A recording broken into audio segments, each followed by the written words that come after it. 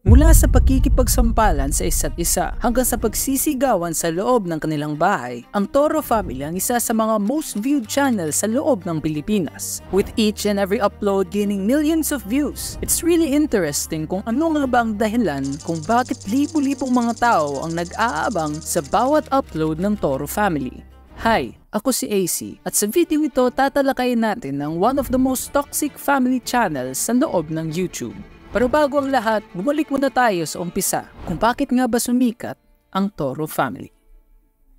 Si Toni Fowler ang kauna-unahang miyembro ng Toro Family, starting her YouTube channel sa taong 2015. Ginamit niya lamang daw ang platform na ito para gawing tambakan ng kanyang mga videos. Kasi ang story ko po ng YouTube, tambakan ko lang po ng videos. Uploading content after content without even realizing na pwede palang kumita sa pamamagitan lamang ng pag-upload ng mga videos sa YouTube. Not until mayroong nagsabi sa kanya na pwede palang kumita dito, kaya gumawa siya ng mga video na kung saan nagpapapansin siya sa loob ng internet. Kasi 2016 pa lang, nagtatry na ako magpapansin sa internet, maghubad-hubad, magpa-sexy, para makilala talaga. Creating sexy videos para mapansin dahil pangarap talaga ni Toni na sumikat.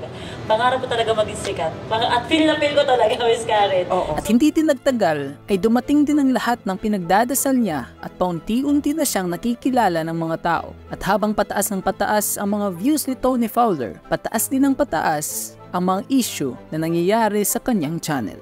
Gaya na lamang noong taong 2019 na kung saan biglang pumutok ang bagong video na in-upload ni Toni nang dahil habang nagsasalita siya tungkol kay Tyronia, bigla na lamang itong sumulpot at pinakita ang isang condom sabay tanong ng, "Mami, ano ito?" Tapos, ha? Anak, wag yan, ano yung sabi ko sa'yo, papakalaman yung mga gamit ko, di ba? Agad naman yung sinabi na plastic balloon lamang daw ito, protecting her daughter para di malaman kung ano talaga ito. Plastic balloon yun, anak. And while other people didn't think much of it dahil mukhang scripted lamang daw ito, hindi nila alam na dito na pala magsisimula ang iilang mga issue ni Toni Fowler. Makalipas na naman ng iilang mga taon, ay nagkaroon na naman ng issue si Toni Fowler dahil sa mga malalaswan niyang mga kanta at music videos, gaya ng malibong paglasing at masarap na mami, na kung saan nagresulta ng samot-saring reaction mula sa mga taong nanonood sa kanya. May ibang ginawang katatawanan ng kanyang ginawang kanta. Napaka-solid ng kanta, nakaka-inspired maging bingi. Talagang may hidden talent, huwag mong ilalabas. At mayroon naman ding iilan na nag-aalala para sa kanyang anak na si Tyronia. I'm just wondering how your daughter will react to this in the future. She would be the center of judgments of her peers by the time she reaches her teenage life. Imagine her daughter saw this when she's a teenager, then is the reason why she's bullied at school. Kaya dahil sa mga comments na ito, naglabas ng pahayag si Toni Fowler na kung saan sinabi niya, "Pag ayaw nyo,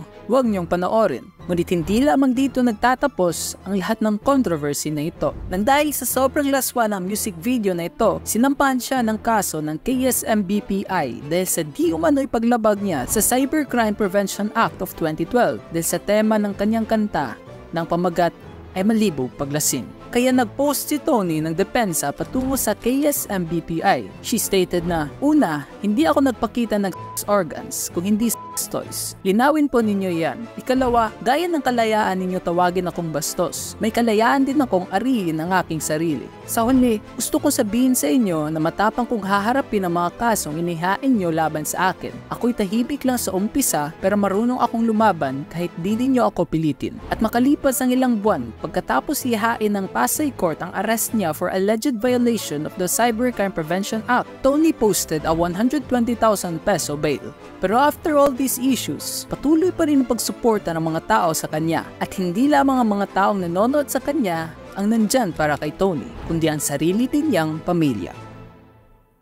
Ang Toro Family ay nangangahulugang Toni at Tyronia at nabuo ito dahil sa mga taong nanonood sa kanila. Kaya nung dumating ang panahon na kumikita na ng malaki si Toni Fowler, hindi niya kayang makita ang sarili niyang pamilya na naghihirap. Kaya sinabihan niya ito na gumawa at sumali sa kanyang mga contents para magkaroon din sila ng sarili nilang mga pera at hindi na lamang iasa ang lahat sa kanya. Kaya nabuo po yun kasi nung time na yun, uy, kumikita tayo dito. Siyempre, gusto ko rin kumita yung family ko. O tara, sabay-sabay tayong mag-content. At first, it was only Tony, then Tyronia, then dumating na ang iba't ibang mga miyembro ng Toro family, creating this whole environment of toxicity and drama. At habang palaki ng palaki ang members ng Toro family, palaki din ng palaki ang mga taong nanonood sa kanila. Isang mapagmahal at maalagang ina at asawa. Love you, Mami Tony. I love Toro family. More vlogs, Ate Tony. Love you and God bless you and your fam. With an average of 1 million views sa bawat upload ng video nila, mapapatanong ka na lang talaga sa sarili mo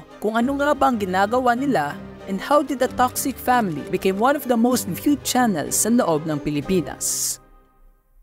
In my opinion, one of the reasons kaya maraming mga taong nanonood sa Toro family is because Filipinos love drama and toxicity. Makikita natin ito mula kay Sander Ford na ginamit ang toxicity para sumikat, hanggang kay Tito Mars na ginamit pa rin ang same formula. At hindi lamang ito dito nagtatapos, dahil marami pang mga sikat na personalidad ang gumamit nito, manipulating the emotions of the Filipino people para mapansin at sumikat.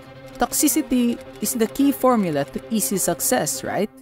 Well, for some people it is, but for the Toro family, it's complicated. You see, the Toro family is toxic, pero ang toxicity nila ay hindi patungo sa mga tao, kundi patungo ito sa mga sarili nila, and people loved watching them do those things to themselves. Mula sa pagsasampalan hanggang sa pagsisigawan sa harap ng camera, people enjoyed watching them na parang kasali na din sila sa Toro family. At hindi din nila tatanggapin na wala silang masabi sa mga pag-aaway na ito. This family is napakabuli, kaya I'm not surprised kung bakit walang respeto si Tyronia. Hindi nga pwede yun! Gusto mo ba o hindi? O sagutin mo lang yan! Reality show talaga, palaging may excitement kapag nanonood ka. Hindi ka nabibigyan kasi ng isa. Putang ina mo! Hahayaan kita matulog ka? May kasama kang iba? After watching this, please cancel Tony Fowler. We no longer live in the era wherein hurting your children is love and discipline. Pero instead of Tony being cancelled, kabaliktaran ang nangyari dahil mas dumami pa ang mga taong nag-aabang para lamang panoorin ang kanilang reality show. And while some people say na it's scripted at walang kwenta, ang only reason lang naman talaga ni Tony Fowler kaya ginagawa niya ang mga ito ay para sa kanyang anak. Kasi with no education, nagkakaroon ako ng wala akong choice eh. Nagtatrabaho ako before sa Jollibee, but hindi sapat eh, di ba? Crew ako. Ano bang kailangan kong gawin? Paano ako mapapansin? Dun ko nalaman yung, pagpa-sexy ka, pagpahubad-hubad ka, pinapansin ka ng mga tao. So, sinagad-sagad ko yun. Kahit pagmukha talaga ako, pokpok ako, di ba? Okay lang. Sige, ginawa ko talaga yan kasi para yun sa anak ko eh. Hindi ko alam kung hanggang saan ako aabot para sa anak ko, pero ayoko siyang maulit. The Toro family stayed relevant dahil nakuha nila ang mga damdamin ng mga tao for being themselves. They're not afraid to show their true self patungo sa mga tao. And people loved it. Because most families sa loob ng Pilipinas ay gaya lang din sa Toro family. Toxic, chaotic, and mostly hindi perfect. And maybe there's a part of themselves na nakikita nila sa Toro family. But even though hindi perfecto ang Toro family, the most important thing is they love each other. Wala nang ibang makakasira pa nito.